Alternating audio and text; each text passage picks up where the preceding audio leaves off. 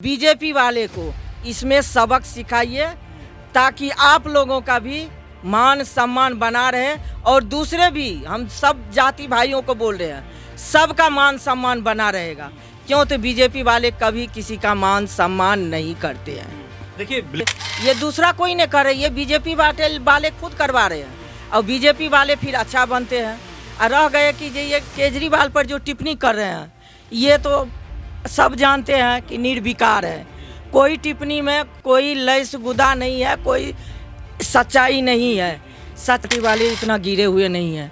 उनका पार्टी वाले भी मान सम्मान सिखाए हैं और जो जन्मदाता है वो भी सिखाए हैं।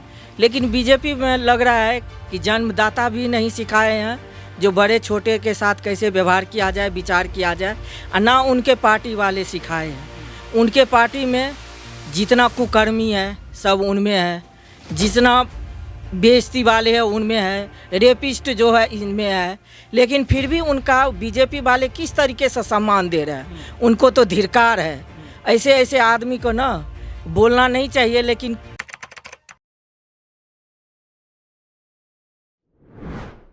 नमस्कार, आप देखें नेक्स्ट न्यूज़। जिस तरह के शब्दों का प्रयोग बीजेपी प्रवक्ता शहजाद पूनेवाला ने किया है उसको लेकर खुद बीजेपी के जो लोग हैं वो भी नाखुश हैं। इसी मुद्दे पर बात करने के लिए हम कह सकते हैं कि तमाम लोगों के पास जा रहे हैं, तमाम महिलाओं के पास जा रहे हैं और पूछ रहे हैं कि क्या वाकई बीजेपी के प्रवक्ता को इस तरह की बयानबाजी करनी चाहिए थी। हमारे साथ एक महिला जुड़ी हैं, क्या नाम है आपका?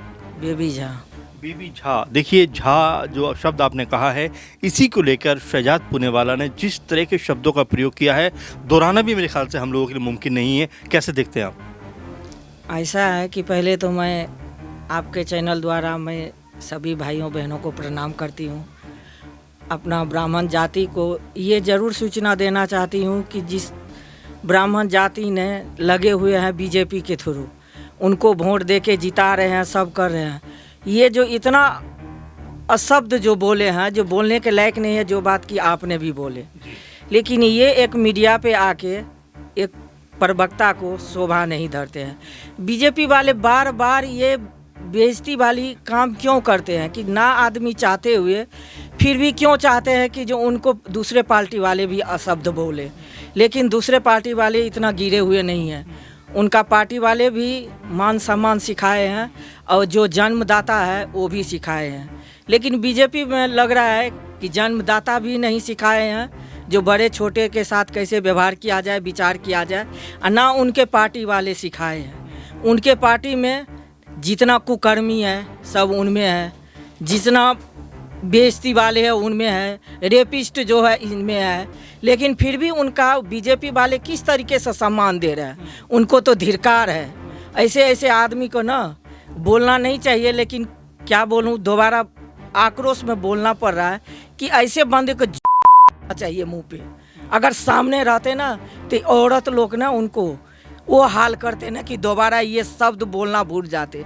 और हम अपना ब्राह्मण भाइयों से बोल रहे हैं, खास तौर के युवा नेता जो है, जो कहते हैं कि हम अनभक्त हैं, वो अनभक्त को भी शर्म आना चाहिए कि इतना शर्मानक बात जो वो बोले हैं, इस पे क्या हमारा भाई बंधु जो हमारे बड़े बुजुर्ग हैं वो क्या विचार कर रहे हैं। आगे आने वाले जो चुनाव है 5 तारीख को, इनमें इनको करारा जवाब देना चाहिए कि ताकि मान सम्मान किसी का क्या होता है उसको जवाब तब मिलेगा कि जब हम उनको नीचे गिराएंगे। और जब तक हम उनको नीचे नहीं गिराएंगे ये हमारी कभी बहन पे कभी बेटी पे ये टिप्पणी करते रहेंगे। और इन टिप्पणी का ना इनका मुंह में लगाम नहीं है, तो इनको लगाम हमारे आपके द्वारा लगेगा। और वो भी आने वाले 5 जनवरी को अपना बहुमूल्य वोट दे के आम आदमी पार्टी को झंडा लहराइए और बीजेपी वाले को इसमें सबक सिखाइए ताकि आप लोगों का भी मान सम्मान बना रहे और दूसरे भी हम सब जाति भाइयों को बोल रहे हैं सबका मान सम्मान बना रहेगा। क्यों? तो बीजेपी वाले कभी किसी का मान सम्मान नहीं करते हैं। देखिए बिल्कुल बेबी जी, अगर हम देखें तो लगातार बीजेपी के नेता, खासकर रमेश बिधूड़ी की बात करें, वो जिस तरह के आप शब्दों का प्रयोग करते हैं, कभी आतिशी जी के, कभी पिता के ऊपर टिप्पणी करते हैं। अभी कल की बात है, उनको हिरनी की चाल वाला बता रहे हैं। इसके अलावा प्रियंका गांधी पर टिप्पणी करते हुए नजर आते हैं। प्रवेश वर्मा जो हैं वो पैसे बांट रहे हैं, जूते बांट रहे हैं, जो नियम है उनका उल्लंघन करते हुए नजर आ रहे हैं। तो क्या इस तरह की बयानबाजी के जरिए ही बीजेपी जीतना चाहती है चुनाव? ये बात जो रमेश बिधूड़ी जी बोले, क्या उनमें महिलाओं नहीं है क्या?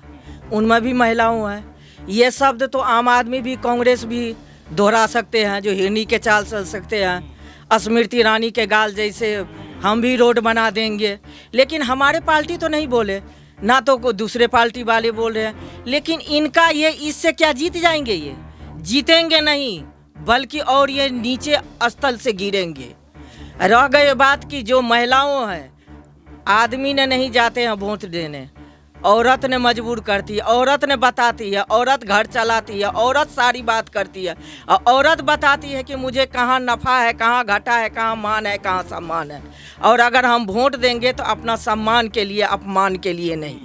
बिल्कुल। और आप मान सम्मान की बात करें, देखिए जिस तरह से हम दिल्ली चुनाव की बात कर रहे हैं, बीजेपी की तरफ से अभी तक कोई भी ऐसा ऐलान नहीं हो रहा। आप देखिए कि जब केजरीवाल की बात करते हैं तो महिला सम्मान की वो बात करते हैं, वो जो तमाम दिक्कत परेशानी मुद्दे हैं उनकी बात करते हैं। लेकिन बीजेपी की तरफ से जब भी बात हो रही है, वो गाली गलौज की बात कर रहे हैं या फिर इस तरह के शब्दों का प्रयोग कर रहे हैं जो समुदाय को बहुत ज़्यादा ठेस उससे पहुँच रही है। पूरे मामलों को अगर आप देखें तो क्या बीजेपी इस समय मुद्दा विहीन पार्टी आपको नजर आ रही है?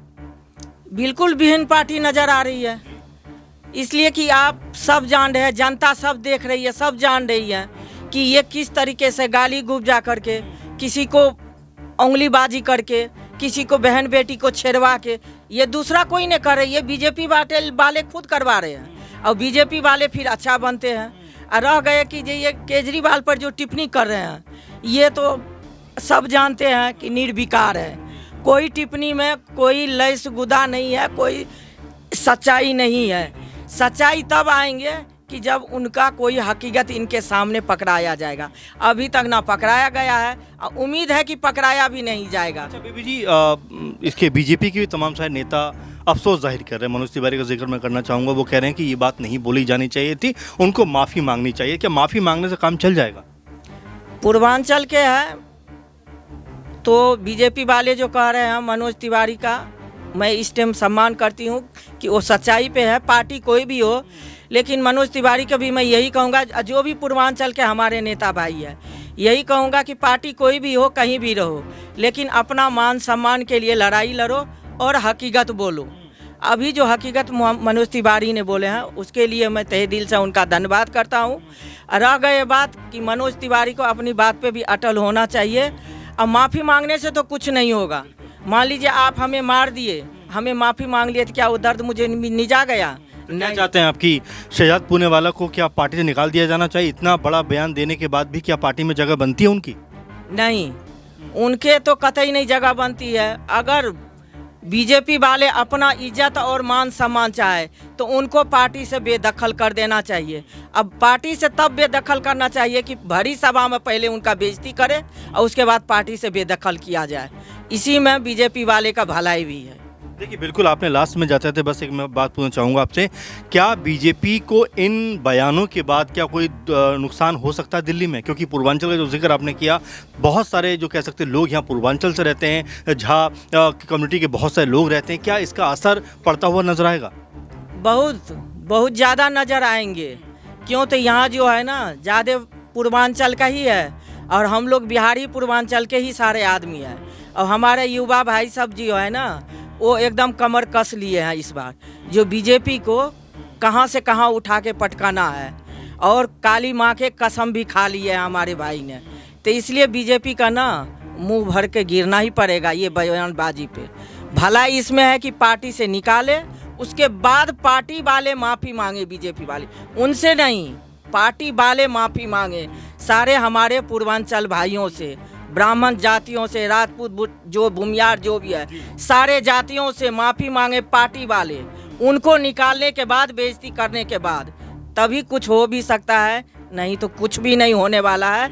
नीचे स्थल पर बहुत बिल्कुल नीचे गिरेंगे। जी बिल्कुल। और देखिए बेबी जी ने बहुत सारी बातों को रखा, बेबी झा जी ने, उन्होंने कहा कि जिस तरह के शब्दों का इस्तेमाल किया गया है वो कहीं से भी माफ़ी के काबिल नहीं है। और बीजेपी के नेताओं को, जो कि हिंदुत्व की राजनीति करते हैं, हिंदुओं के सबसे बड़े पैरोकार बनते हैं, उन्हीं की पार्टी के लोग, उन्हीं के प्रवक्ता जब इस तरह के शब्दों का इस्तेमाल टीवी मंचों पर बैठ के करेंगे तो जाहिर बात है जो बेबी झा जी ने कहा कि फिर महिलाएं इनको सबक सिखाती हुई नजर आएंगी। और जो भी लोग कह सकते हैं कि मिथिलांचल से आते हैं, झा कम्युनिटी के हैं, वो इनके खिलाफ एक तरीके से रुख अपना अख्तियार करते हुए नजर आएंगे। तो फिलहाल इस मुद्दे को लेकर आपकी क्या राय है कि क्या वाकई में जो शहजाद पूनेवाला को क्या पार्टी में रखना चाहिए, जैसा कि लगातार बेबी झा जी ने कहा कि उनको पार्टी से तुरंत हटाना चाहिए और बीजेपी के तमाम जो नेता हैं, बड़े लेवल के नेता हैं, उनको माफ़ी मांगनी चाहिए। अगर ऐसा नहीं होता है तो बीजेपी के लिए यहाँ से वोट पाना की जो उम्मीद है वो बिल्कुल ख़त्म होती हुई नजर आएगी। फिलहाल इस प्रोग्राम में इतना ही।